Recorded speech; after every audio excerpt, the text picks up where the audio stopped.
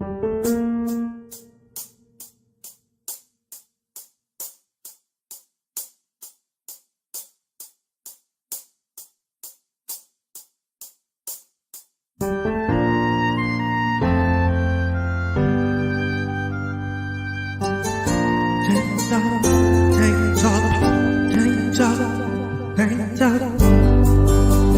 Top Tuesday on the Shark Cove, let's all celebrate. Two dudes in tank tops to talk about a league.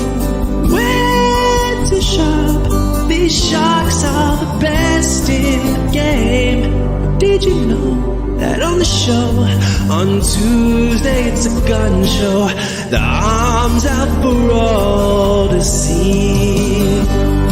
Tank Top Tuesday on the Shark Cove, let's all celebrate.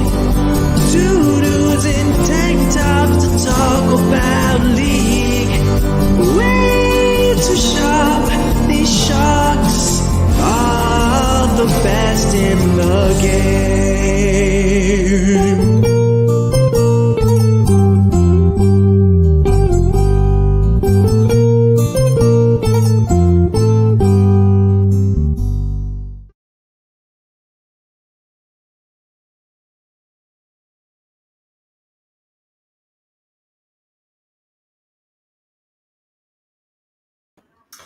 What up, what up, what up? It is another episode of the Shark Cove. It's Tank Top Tuesday. Let me tell you something. Every single week, I get that song out of my head, and then I play it again on Tuesday, and then it's in my fucking head for the next 4 or 5 days. I'll be driving around, and I'll just be listening to that song in my head, driving around in silence.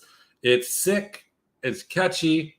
We won't have the new song out, but it will come out. It will release. But I do have a guest making an appearance on the Shark Cove for the second time. Last time was the last day of the spring split. This time he kicks off the final week of the summer split for gamers. I've got the Sims master himself. Will, how are you? I'm good. Thanks for having me. So, Will, not too long ago, Gelati and I discussed simulation theory. Do we live in a simulation?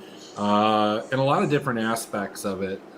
Today, what I want to talk about is the "we are all dead" theory. I don't know if you're familiar with it. You might be.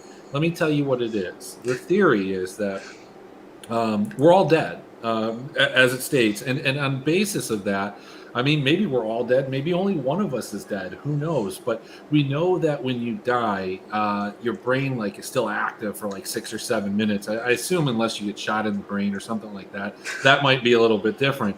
But even then, the perception of time by the brain is very different. So those 7 minutes could seem like 700 years.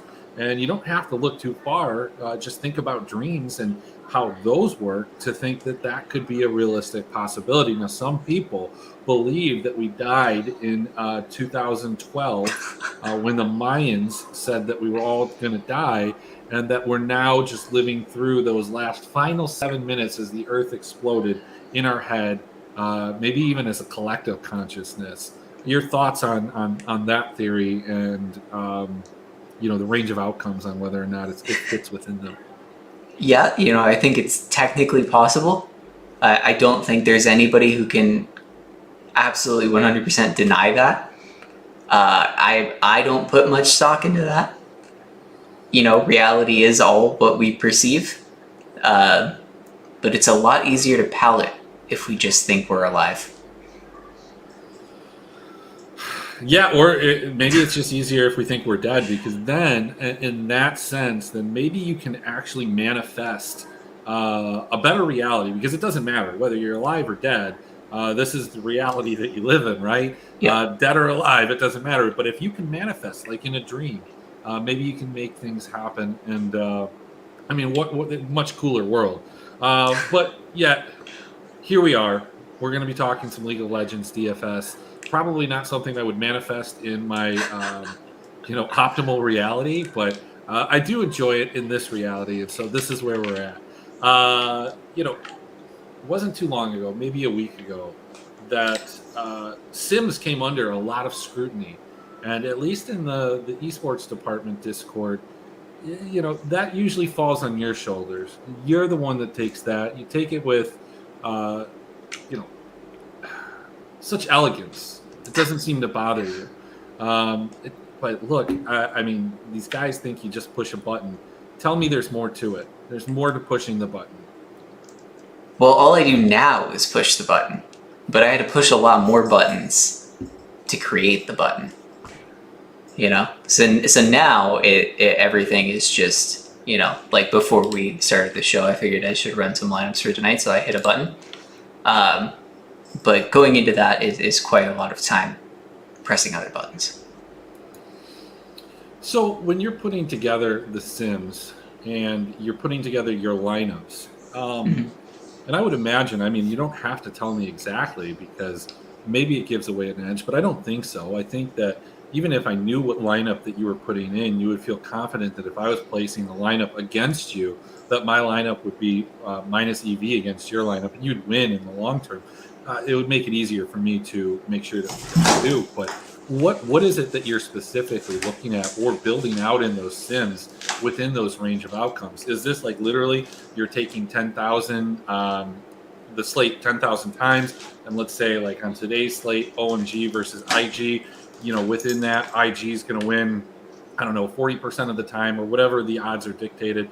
And in those, 40,000 instances or 4,000, I don't know, they win 16-5 this time, 16-3 this time, 20, like so on and so forth. You get the gist of what I'm saying. Yeah. So basically, like I work at SaberSim, and so we built League of Legends Sims as a models team over there. And so that's what I use as the input. And so we have 10,000 game simulations for each game. And then it's, pretty much roughly like you're describing. We use Vegas odds as the inputs for the win. This is perfect, though. This is perfect because, Moose isn't here. His cat gets involved. This is perfect. It's okay. I don't know why she's acting like she's never been on that desk. She goes on there 5 times a day. But yeah, so we'll use Vegas as the input, and so they say 40% of the time this team's winning, and then we essentially use win-loss as a factor itself in generating the predictions. So we'll come up with the mean, similar to how like Vegas has the kill totals at like 21.5 or whatever for a map. We, given all the players, given the winning team, the losing team, etc., we have the mean, and then we have the distribution around that. So like, say they're going to average 1 kill a minute for like the total game. What is from that 1 kill a minute base, the spread of where that could fall given how long the game goes. And so that is like what goes into the game sim side. I pretty much ignore all the stats on my personal lineups. I'm just pulling in the DFS points. And then, so I pull in all the game simulations, sim the slate, I think 50,000 times for League, just on different combinations of all the games. And then I just check all possible lineups against those and choose the ones that win the most. Gotcha. Well, and it works sometimes and it doesn't other times, but that's everything. Exactly. So it's not as easy as pressing a button. So you're telling me that somebody that hand builds their lineups within the confines of a shower, presumably naked, could not just go out and build their own sim. And even if they had the information from the sim, they may not know necessarily how to interpret that information and then translate it into a set of 80, 90, 150 lineups, whatever the case is. Yeah, I mean, there's obviously like a bunch of different steps to it. Like even, my coworkers who I work on the Sims directly with, we have very different like approaches to actually building our lineups from that. Cause we build the Sims for work. We use the Sims for like our personal stuff. So like how we build our lineups is ultimately like us. And even I feel like we have pretty similar ideologies for a lot of things, and the way we build lineups from it is still very different. So it's really just kind of like, for me, I come from a finance background, so I have a very finance approach to it. For others, it's different. For some, it's a shower. Hey, can't hate it. He was almost on a heater, so I hope he got his rebate. Anyway, so let's hop right into these games. It's you know when you get late into the slate or late into the season split, whatever the fuck you want to call it at this point, geez, some of these games they're not very interesting in the sense that like the odds that we have on some of these are ridiculous, but at the same time they feel like they're kind of right. I don't know about this one. This one's tough. We've got Gen G minus 5,000 against Fred at Brion, a plus 1,100 dog here, plus 1.5, plus 305. Now, look, this has been a spot that I've been smashing, especially in the LPL, less so in the LCK. But we've got Gen G, who's dropped a grand total, I think, of 4 maps this entire split. I don't know if I just want to take this as a just on the basis that those odds are just so high. But, Brion, we had our bro day. We had it. Like, it was there. We almost had 2 in a row. They couldn't close the one time, but this Gen G monster, by all statistics and measures, is historically one of the best teams that we've ever seen. And I think they take care of business here. I don't know if I want to place that plus 1.5. If I go down to the totals, I'm not even getting anything crazy on the over 31.5 at plus 700. We've seen some of these games go really ridiculously haywire. Gen G was involved with one last week that went, I don't know, like 52. So that's a spot that I've been kind of attacking. What are your thoughts on this, if any? That's a ridiculous spread on the money line. I think Pinnacle's tighter on both ends of that. That's crazy. Yeah. I mean, I'm probably going to have a few bro team one-offs, but I doubt I have too many of like... Yeah, absolutely. I doubt I have too many, like, if any, bro stacks. That just seems... There's no reason to go plus 1,100 on a 4-game slate. Yeah, I mean, look, here's one of the interesting things is that I think I even mentioned it the last time that they were playing. When you look at Bro in the early part of spring, they were atrocious. They had a hard time winning anything. However, since they kind of like turned the corner the second half of the season, we've seen them like just filter in wins, including beating not beating, but taking a map off of Team One, taking a map off of DRX, being relatively competitive against some of these teams. Although Gen G does play a macro-oriented style, very similar to Damwon. They can just grind you out. And I think Damwon's been one of the teams that Bro has had the hardest time against, which is ironic because in past splits, past years, Bro was like the weird one-off, really shitty team that somehow could always beat Damwon, but nobody else. How the tables have turned. I guess even going for that 31.5, the problem is that you don't see a ton of these games on the Bro side of things. Not that you see a ton of them on the Gen G side of things either. And that kind of makes me not interested in playing it. I struck gold one time, and it was like this 36 right here. I don't think I'm going to hit it again. I expect this game would probably look something like 14 or 15 kills for Gen G in both of their wins, and somewhere between 4 to 6 kills for Bro. Not making it necessarily that attractive of a series to bet or to play in DFS, at least until we look at the other games. Let's talk about the LPL, a league that you're far more fond of, from what I know. And we've got EDG versus Anyone's Legend. I think both of these teams have reputations that aren't necessarily what are deserved. I think EDG plays a little bit faster than what people perceive. I think Anyone's Legend plays a lot slower than what people perceive. There is this, I don't know, look, the Betty Sneaky meme came from, everybody playing Anyone's Legend, even before when they were Rogue Warriors.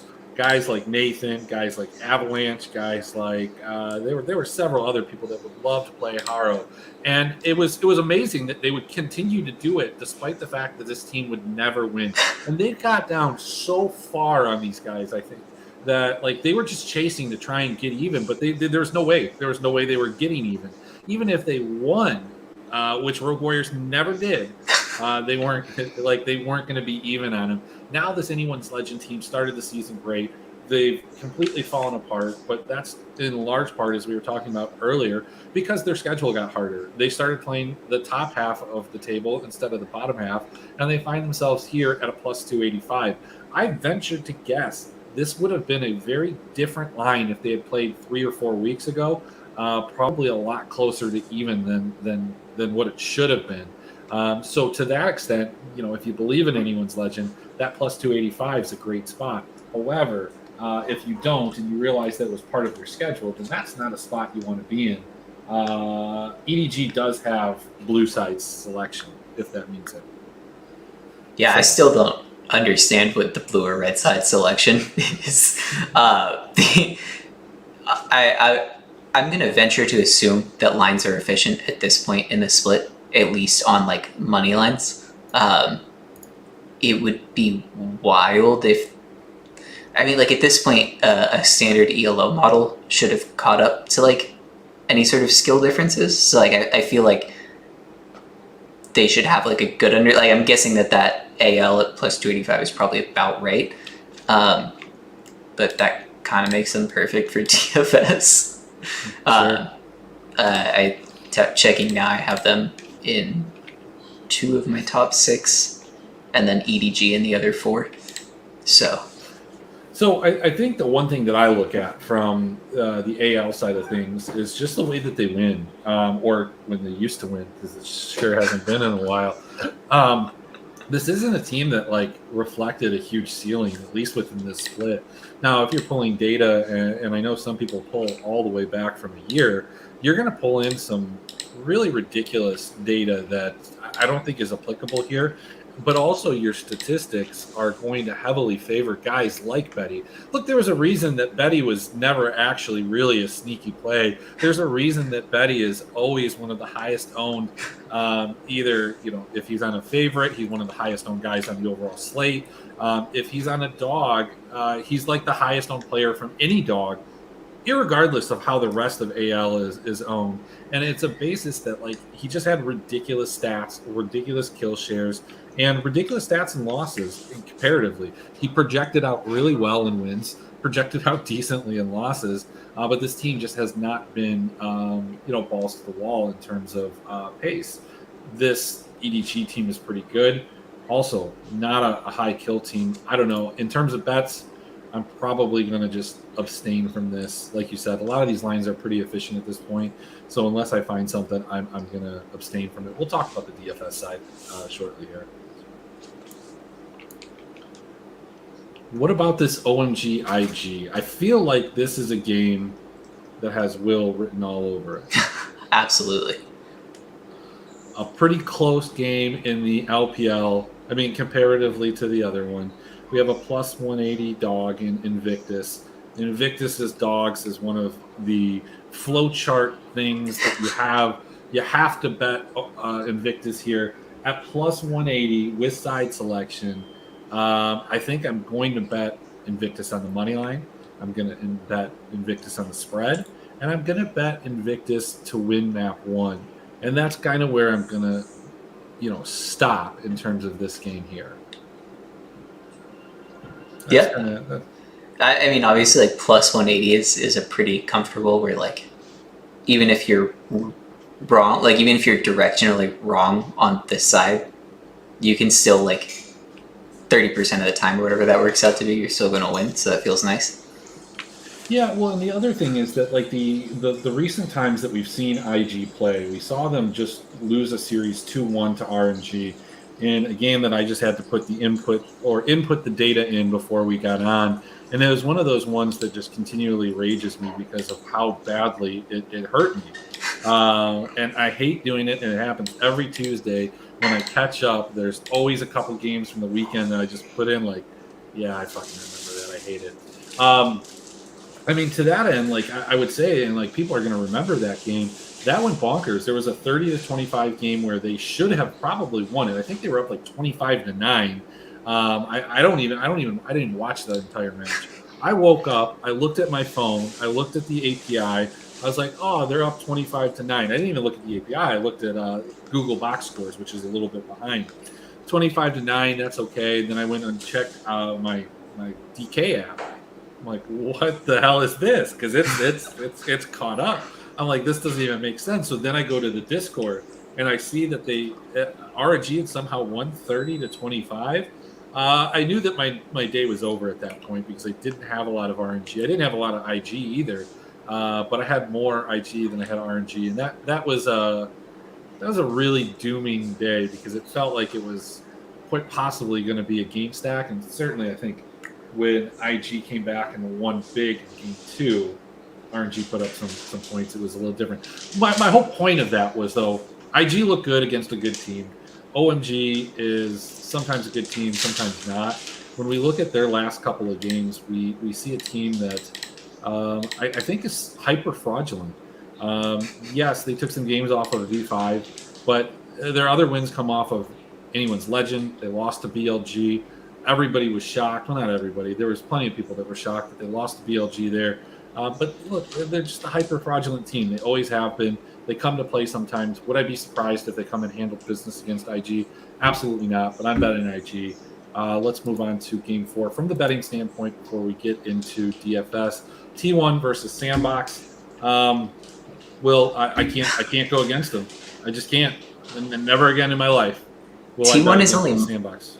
Only minus 285. Didn't they not lose a game? Oh, they've lost quite a few games. Oh, why are they bad now? Well, nobody has COVID anymore. So if you look at their last kind of like 4 or 5 games, they avenged the KDF series loss, but still dropped a map. They dropped a map to Bro. They dropped a map to KT. They dropped a map to Nongshim. They lost to Genji. And really, for all intents and purposes, I don't think that this team is playing for anything at this point. I'm fairly certain So Genji and T1 are locked as 1-2. Genji is guaranteed the number 1 seed. T1 is guaranteed the number 2 seed. So there's nothing to play for. I still don't think that matters. I think Sandbox comes in. They take care of business. They win as the dog. I'm betting on Sandbox. It's just a principle thing for me. All right. What is your stance on the motivation thing? So the motivation thing actually turns more into DFS than it does anything else. What we see, and there's not necessarily a ton of data that always backs this up. I think I can pinpoint enough to make my case, but Gelati says that this isn't the case. But I don't know. Whatever happens is like at the end of a split, you start to see some teams that troll. It's the picks that they play. They just go out there to have fun. I think it was summer, the end of summer split 2021, the LCS. The first game didn't matter at all, and Dignitas just role swapped. They just the mid laner went top, and they just completely trolled this game. They broke the slate, and we've seen T1 actually do that within the split when they played Bro. They didn't play necessarily a troll comp, but it was definitely off meta. It was a really fast paced Lee Sin support, Diana, Yasuo. It was, we're just going to fight. We're not going to sit here and farm. We're not going to macro. We're going to fight. And so my fear sometimes when you get late into the season is weird things happen. Underdogs win games that maybe that they shouldn't. And, sometimes teams don't want to show a whole lot. They don't want to get the game tape for the playoffs. So they'll play things that they don't intend on playing or they've never played, or they're just going to play pocket picks to have fun. It leads to unpredictable results, and it also leads to sometimes higher kill games. So that's where I'm going with that. Interesting. My first thought is that it doesn't matter because I feel like in NFL you see it because they're going to rest starters or they're going to pull starters. They don't want to risk injury. But with something like this, it feels like they're still getting paid. Aren't most league contracts, don't they get win bonuses too? I'm not sure, but I mean, the difference I think in the NFL is that, you know, even if you put in different guys, like you can play different players, but they're still NFL caliber players that are playing a physical sport that, like, if you win 70 or 80%, you know, you're prone to getting hurt. Yeah.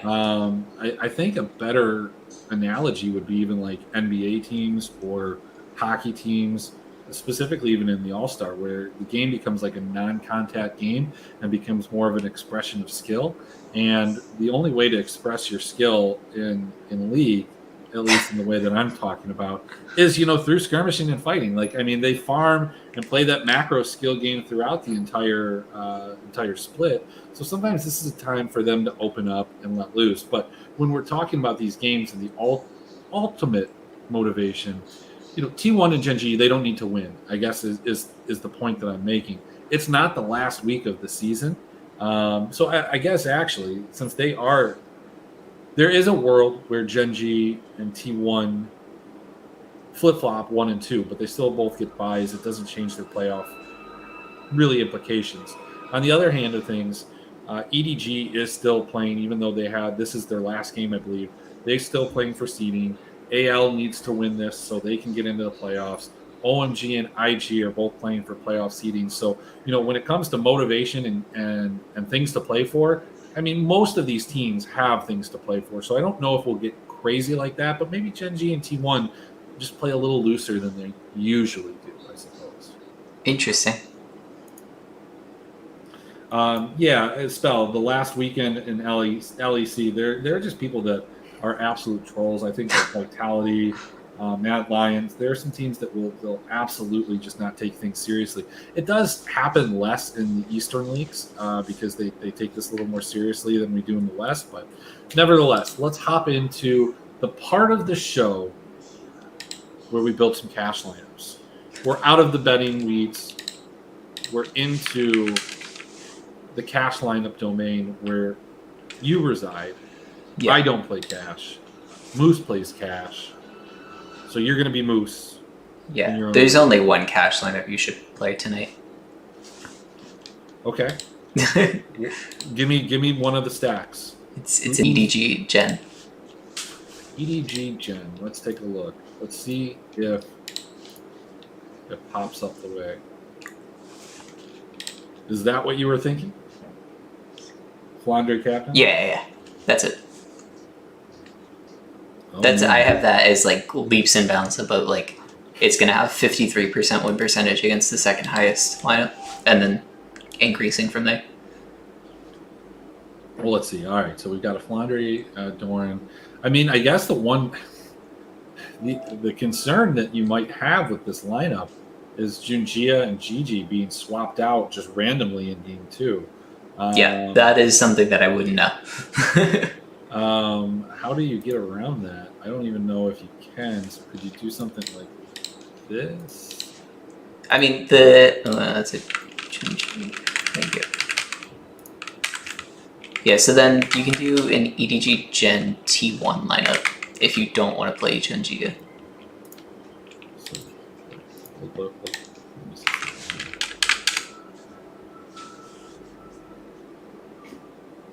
I mean, you could do that too. That's 558. What was the other one? 560. Let's see. Oh, that's why that did that. Never mind. My pool. Oh, I don't have all players. Get that back. So let's see. 569. So you're saying going with T1 as a trio here? Yeah, I did T1 one-off, I think, in this lineup. Let's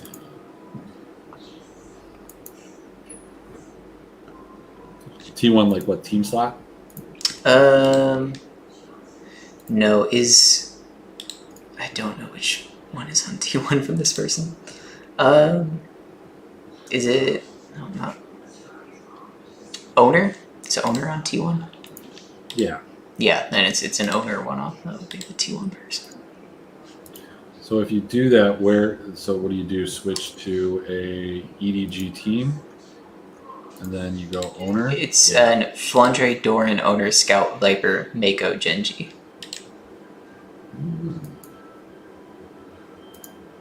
I'm guessing you want the LPL, or the LPL support for more kills.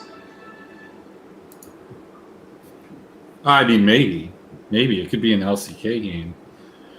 Yeah, but you do get like 3 LCK players here, so that, I mean, you're guaranteed when one of the LCK stacks becomes optimal, you'll at least have a part of it, right? Yeah, exactly. But I think that, like in Cash, you're just playing the 50th percentile, and the 50th percentile LPL outscores. Sure.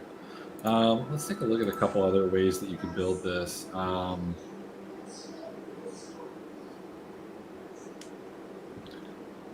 So you don't like the Viper captain with the T1 lineup, then you prefer the Genji, and that is based off of, I'd assume, the Vegas odds being just so heavily favored to Genji. Yeah, like Genji's pretty much not going to lose.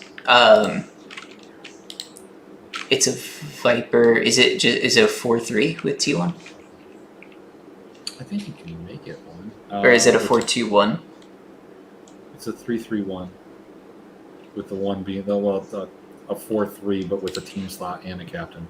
Okay. I don't have left over. Where do I have that? I don't even have that in my top 50. Interesting. I have a 4-2-1 with Viper captain. There's a Viper, Flandre, Junjia, Faker, Gumayushi, Mako, OMG. Interesting.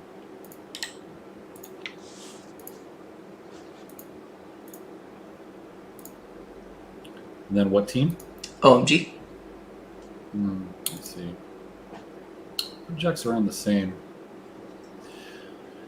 All right, so those are kind of the cash options. I don't know. Despite it not being there, I do kind of like this. I don't particularly like T1 tonight, but I do like an ADC captain a little bit more than a top captain. But I get what you're saying. This obviously looks like the safest, and I do think EDG and Genji both 2-0. In terms of the games from a GPP perspective, I think the T1 has a real possibility of losing this game to Sandbox, and that's probably why I wouldn't want to put them in cash, despite kind of liking that ADC situation. So if we're building like a Sandbox team with EDG, well, let's look at the slate as a whole.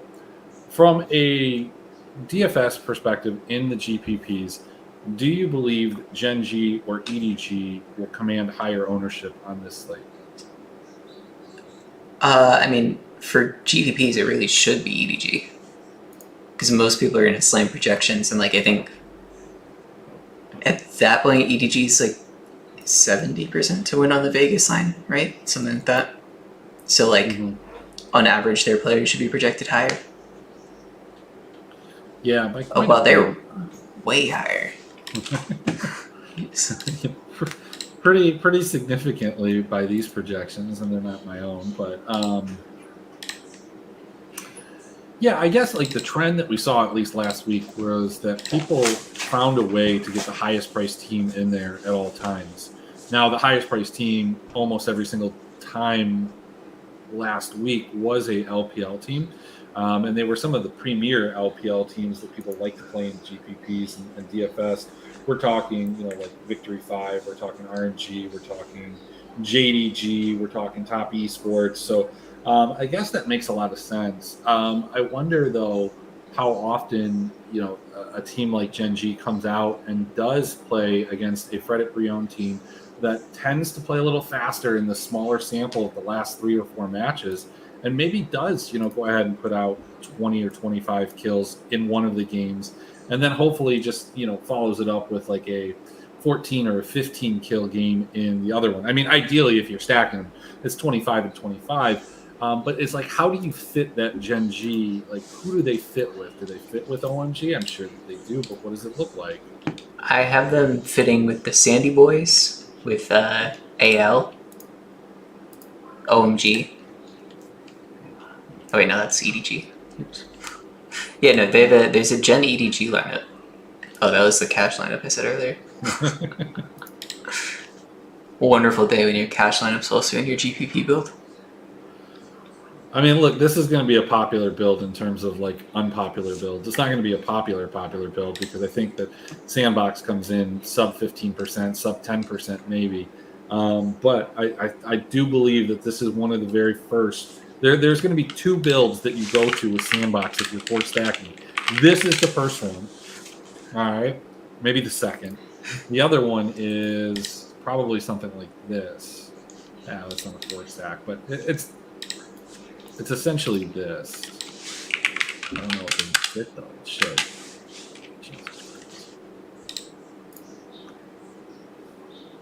So Prince Dove, Krakow, Chovy Ruler, Gen G. I think that if you switch this to EDG, this is going to be another popular build right here. Scout and Viper, at least amongst people that are playing Sandbox. I guess my thought that if you're playing Sandbox with EDG or Gen G, because that's where people are going to play them quite frequently, one of the spots that I'd almost want to switch around is get Dove out of there and either play Flandre or play Doran. You do sacrifice playing a guy like Scout. So I think that's a great spot. I think this lineup feels a lot better if you're not trying to dupe anybody with playing this lineup. Yeah, I don't have that many. I don't think I have any really Dove tops. I have a few. But for my LSB 4 sacks, it's like Prince, Doran, Kroko, Chovy, Ruler, Kale, LSB. Yeah, I mean, I think that this is a way to play it too. I think you could play it with Chovy, and you know what? I think if you are playing Dove, one of the type of lineups that I like to play recently, and I've seen do pretty well, is something that looks like, I don't think it'll work here, but like a ADC top with a team slot, and then just go the other 4 positions. So, I mean, like, for example, if we were doing it this way, and then you do, I don't even think you need to in this case, but the concept behind it would be, oh, you can't. Oh, never mind. I'm an idiot. There you go. Something like that. Mm-hmm. I like that. I like that build. Does top correlate with ADC? No, it doesn't necessarily. Okay. I mean, like, so where I found this to work, and this isn't the example or the prime example of this, but like, for example, a better example is if you wanted to play like a 4 stack, like there's an optimal team on the slate that just makes more sense than anybody else. And I really don't think that there necessarily is on this slate. There's not a team that stands out. There's not like a JDG or Victory 5. Those are like the 2 teams that I kind of quantify within this bucket. So you want to get 4 of them, but you want to get an ADC captain.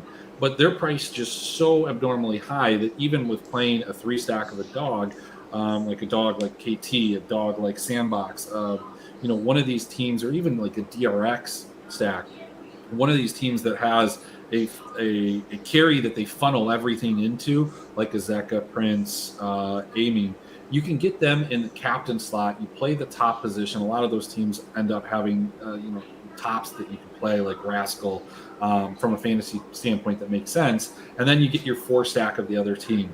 It seems to make a ton of sense. I guess you don't have to do the top. I mean, in a situation like, let's see, I'm trying to think of a different, you could do it with a jungler, you could do it with a support, you could do it with a different position if that team prioritizes or has a second best player that happens not to be their top laner.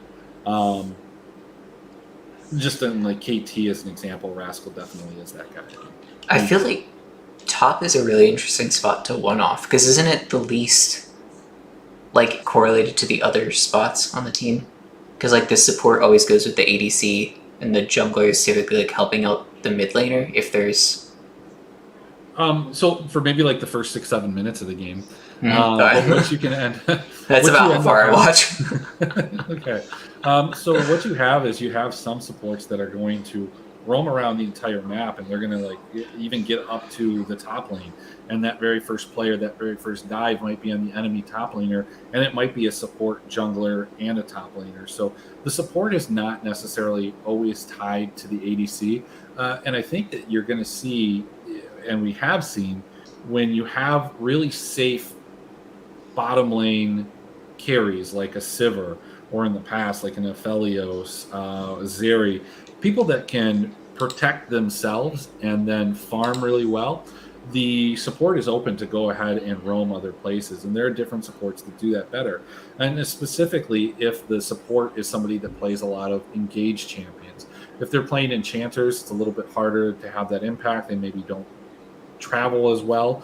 But you do see it when people are playing guys like Nautilus, when you're playing like a Leona, other champions such as that. So support doesn't necessarily always correlate with the ADC, but the problem is that like top laners don't necessarily correlate with high scoring teams either, because you get some guys that play on the other side of the map. They split off.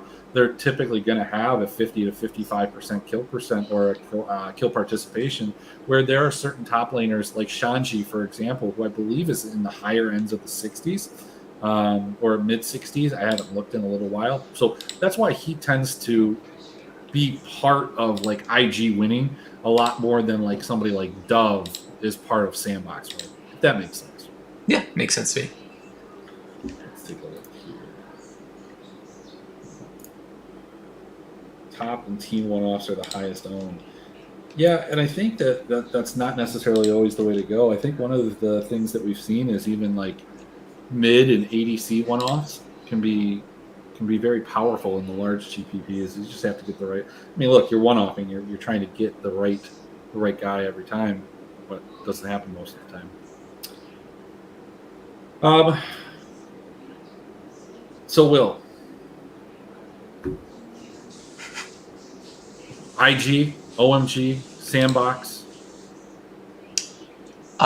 Who's finding their way into those percentages a little bit more? And I mean, is it all based on the odds here, or like, tell me how the sims work for these three? Yeah, clearly I am not the one applying my biases to the game. You know, I don't know these people. The longest that I've watched, I watched a couple full slates when I was sick and couldn't sleep. And that's about the extent of my knowledge. And I think I binged 2 of those, so you know maybe I should just get sick again. But or maybe you should just team grind the tape. Right? Grind the tape, yeah, exactly. Yeah, so I am entirely odds based. What I do is I pull in the the sims of the game, then I estimate all the possible lineups that the field is going to play and the associated probabilities.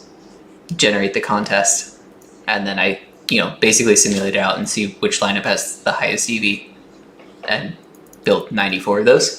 So yeah, I obviously like any dog that's like 185 to 285, like what's that, AL and IG, yeah, like especially in the LPL I'm gonna have an absolute ton of. I think that's probably just the optimal way to play it, because they're going to be less owned, so you're more likely to get unique, especially on a 4-game slate where there's like 9 million viable combinations. Where it's like, even if somebody agrees like, okay, I'm going to play IG and Genji or something like that, you can still build a unique lineup and have equity there. And then obviously they're just like 30% happens a lot more than people think it does. Yeah, it really does. It's when you see that, like, especially when the odds get into like the plus 200, I mean, which is essentially 33%. I get that. But I think that there's like a psychological thing that happens that like, and maybe it's because it feels like, and 30% happens an equal amount in sports is 30%, right? But it feels like those type of odds, you don't see them as frequently in football, in basketball, in baseball. And you certainly don't see a ton of these like plus 1000s either. And you don't see plus 1000s that hit.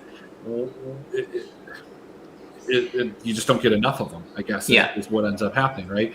But when you look at early season LOL, like at the beginning of the split, when the lines aren't hyper efficient, and you start showing those to like gamblers or bettors of other sports, and you can consistently hit plus 200s, plus 300s, plus 400s, far more than you should be. It kind of blows people's minds. So I think that when you get to that plus 200, which usually means the team is really bad in other sports.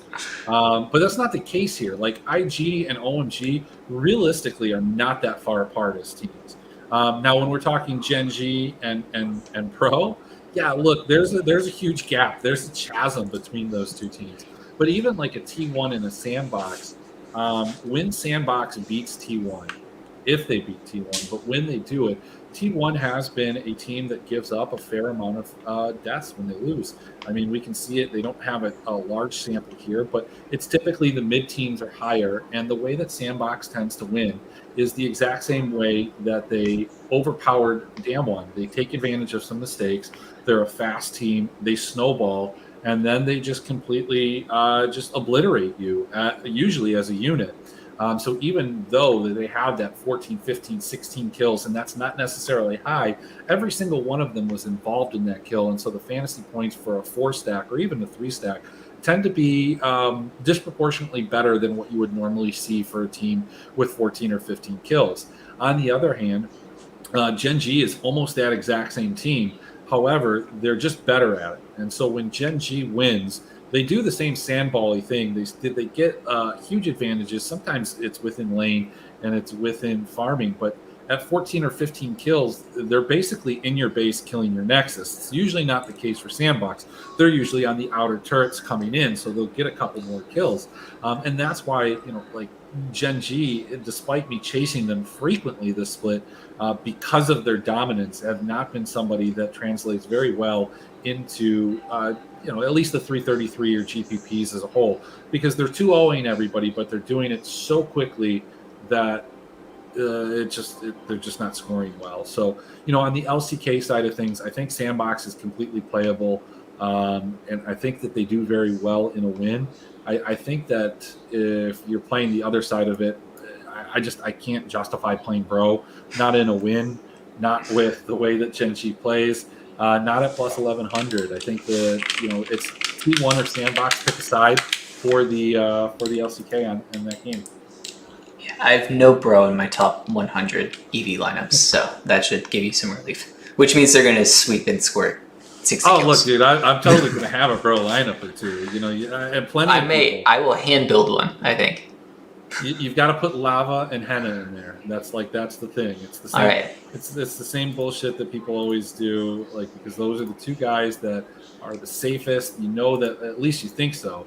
I mean, Henna's been swapped out a couple times, but I mean, ideally they're not going to swap them out, right? Like if they win the first game, that's the only way that they end up being optimal. They need almost like to be in a sweep, right? So if they lose the first game and they swap somebody out and win, it didn't matter. They lost the first game. But the Lava, Henna, and then build around that. So you throw something like, I don't know, something like this. That's going to be a lineup that people play.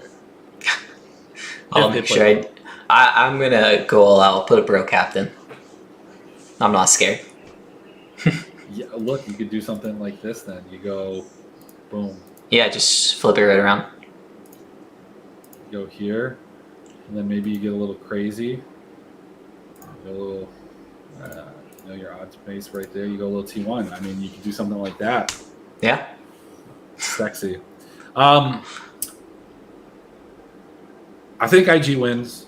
I think EDG wins. I think EDG wins.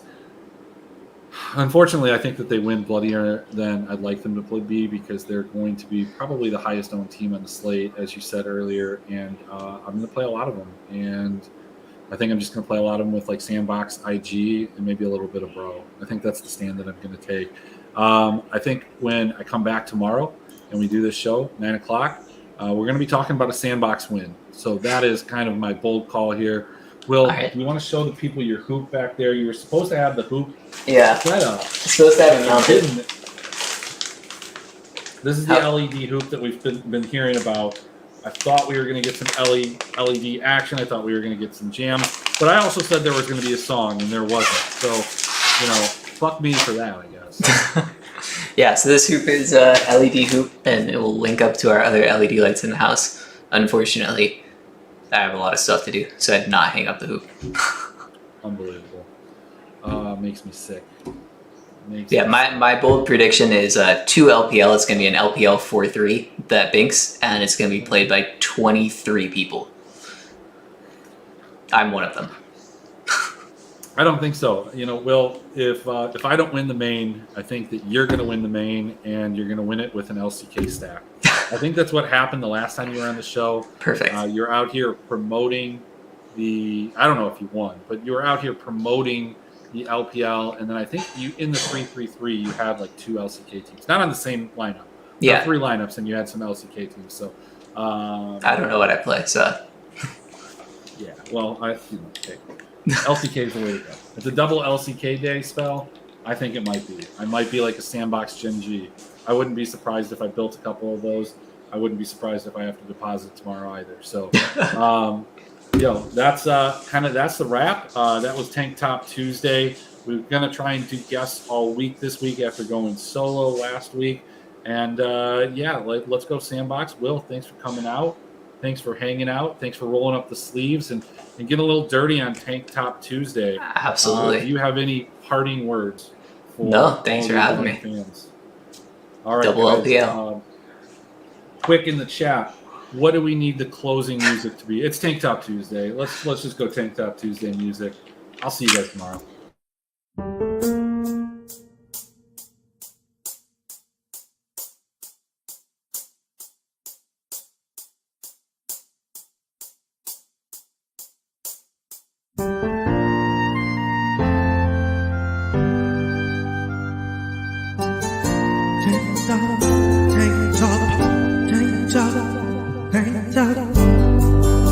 Tank Top Tuesday on the Shark Cove, let's all celebrate. 2 dudes in tank tops to talk about a league. Where to shop? These sharks are the best in the game. Did you know that on the show on Tuesday it's a gun show? The arms out for all to see. Tank Top Tuesday on the Shark Cove, let's all celebrate. 2 dudes in tank tops to talk about league. Way to shop, these sharks are the best in the game.